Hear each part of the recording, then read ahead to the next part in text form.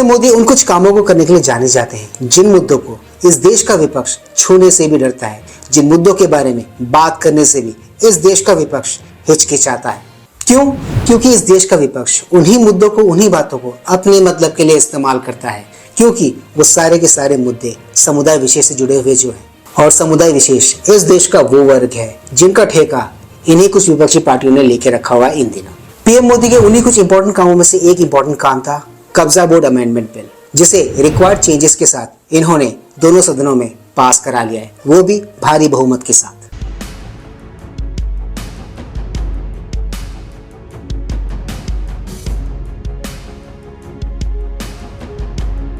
Shri Kiran Rijiju to move that the bill be passed. Sir, I move that the bill be passed.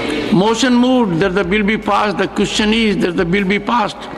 Those in favor will please say aye. Those against will please say no.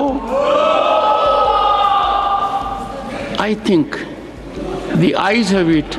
The ayes have it. The ayes have it. The bill is passed. इस bill के पास होने का मतलब समझ रहे हो? इस bill के पास होने का एक ही मतलब है कि ये मोदी सरकार की अचीवमेंट्स में काउंट होगा, और वहीं पर इस देश की विपक्षी पार्टियों के लिए ये जो कुछ भी हुआ इन दिनों सदन में इस बिल को लेकर वो एक सदमे की तरह रहेगा। सीधी और साफ सुथरी बात कहें तो एक अंकुश लग गया है विपक्ष की डिवाइसिव पॉलिटिक्स पर, माइनॉरिटी अपीसमेंट पर, और इसका पूरा पूरा श्रेय जाता है मोदी जी को, बीजेपी को, मोदी सरकार को, बीजेपी सरकार को और उनके बोल्ड डिसीजन मेकिंग को।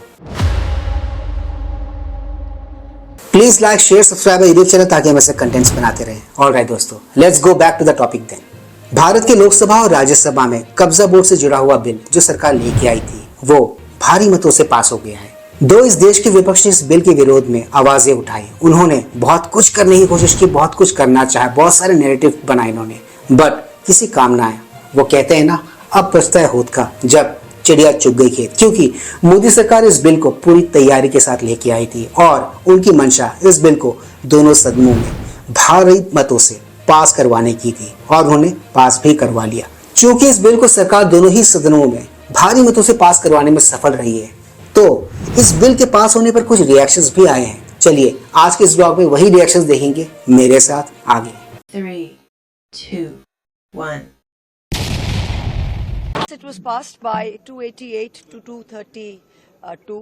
You see, there is only a 50 gap, a 50 vote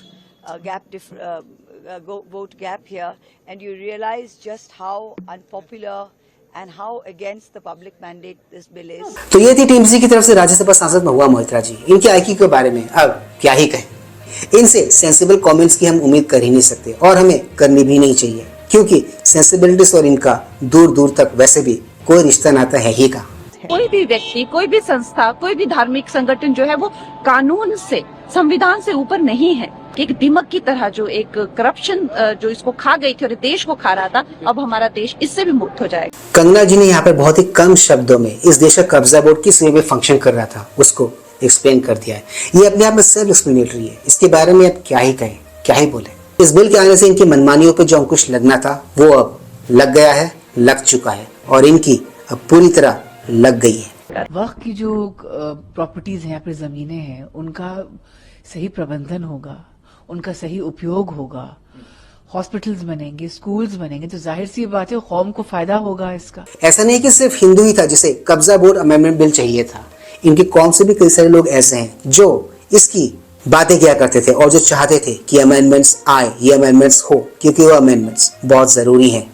और कौसर जहां जी उसी का एक एग्जाम्पल भी है आपके सामने। इस्लाम में जो काफिर से ज्यादा मुशरिक और शिर्क को बुरा माना गया, नहीं जो भगवान को माने ही नहीं। यहाँ देखिए वो लेफ्ट के लोग जो कहते धर्म एक अफीम है, वो आज खुदाई खिदमतगार बन के खड़े हो गए। सोचिए कैसा बदलाव आया है।